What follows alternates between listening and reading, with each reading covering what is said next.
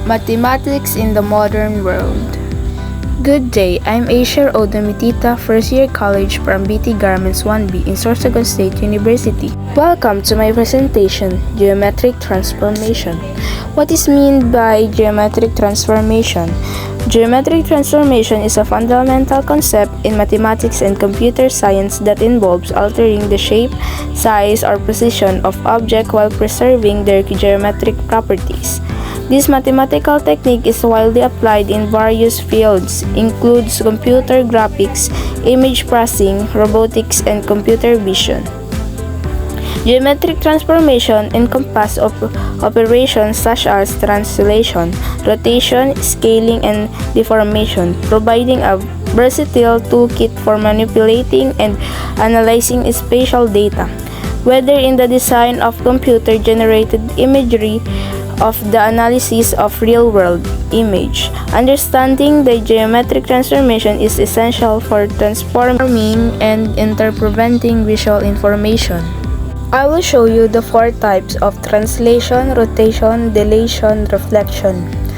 The four types of transformation of function are rotation transformation. Rotation transformation rotates or turns the curve around an axis without changing the size and shape of an object.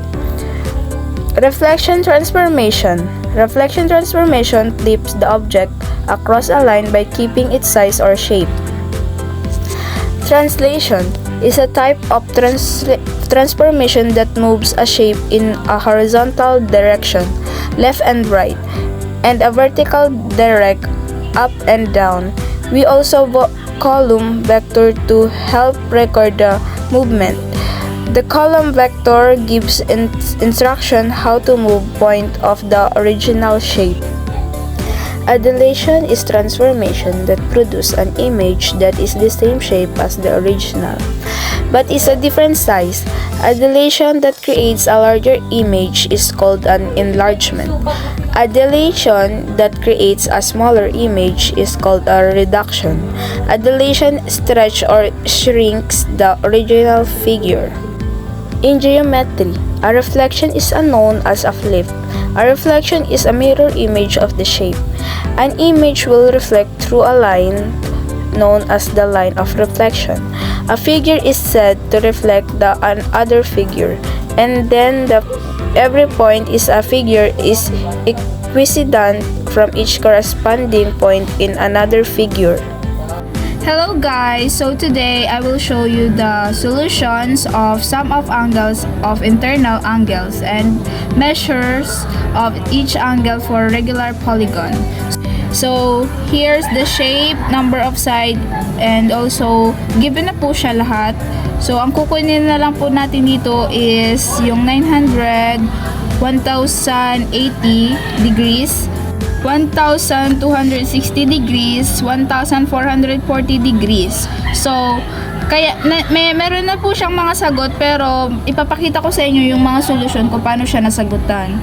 At ito yung yung formula ng para makuha natin yung sagot dito sa may mga line. So, ang gagawin dito is itong given na to is nakuha siya dito.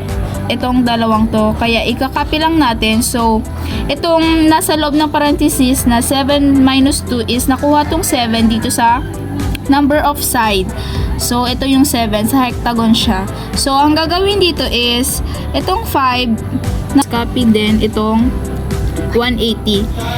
Tapos, yung gagawin dito is, ima-minus mo siya, kaya naging 5. So, 5 times 180 degrees. So, ang magiging kalabasan niyan is 900.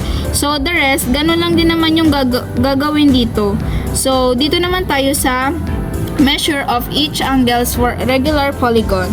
So, ang gagawin din ulit dito is, ikakopy din natin ulit yung formula.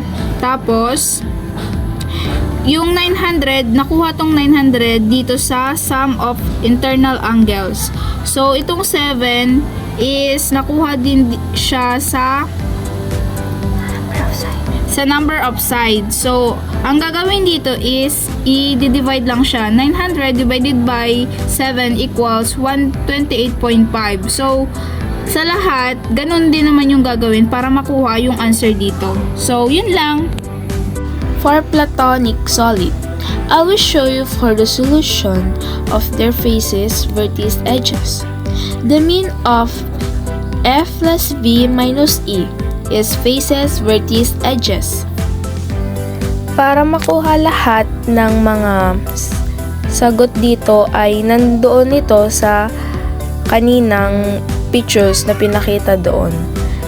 So, ang gagawin dito para makuha yung answer, kung nakikita nyo, lahat ito number 2, ang mga kasagutan dahil sa, ang ginawa dito is 4 plus 4 minus 6 is equals 2.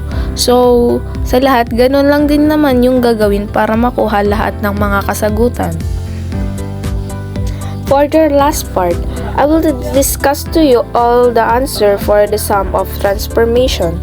Number 1, rotated. Number 2, flip. And number 3, flip. And number 4, flip. And number 5 is reduce. And number 6 is enlargement. And number 6 is rotated. And that's all.